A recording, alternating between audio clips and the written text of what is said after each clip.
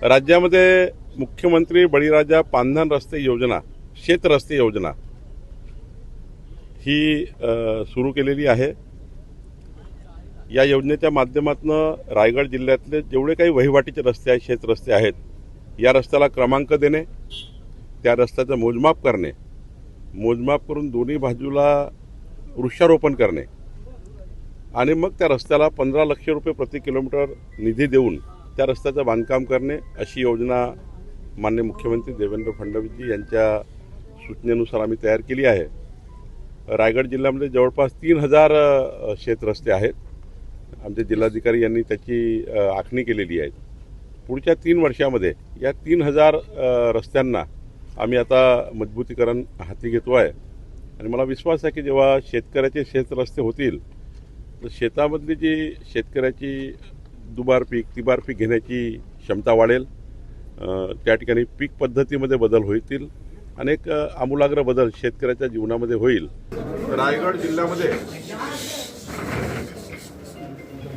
जिल्हाधिकारी यांच्या कार्यालयामध्ये महसूल, मुद्रांक आणि भूमी अभिलेख विभागाचा आढावा त्या ठिकाणी घेतला।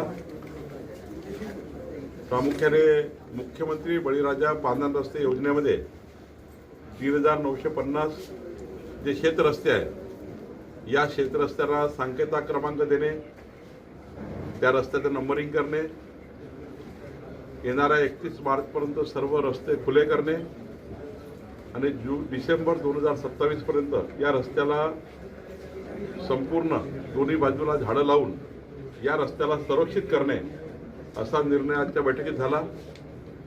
सोबतच 1 जानेवारी 2011 पूर्वी जी काही बांधकामे शासकीय जागावर अतिक्रमण झाले असतील, ज्यांना लोक राहायला आले असतील, त्या सर्वांचं सर्वेक्षण करून या सर्वांना त्यांच्या मालकी हक्काचे कागदपत्र तयार करणे, त्याचं स्वामित्व देणे, याकरताही सर्वेक्षणाचा निर्णय आम्ही केला।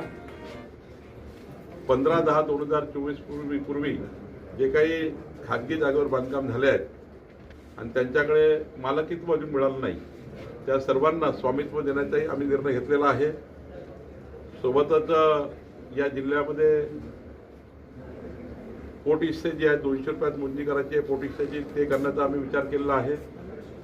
या जिल्ह्यामध्ये मोठ्या प्रमाणावर क्लस्टरकरता जमिनी घेतल्या, पण 15 वर्ष होऊनही त्या जमिनी विकसित केल्या नाही।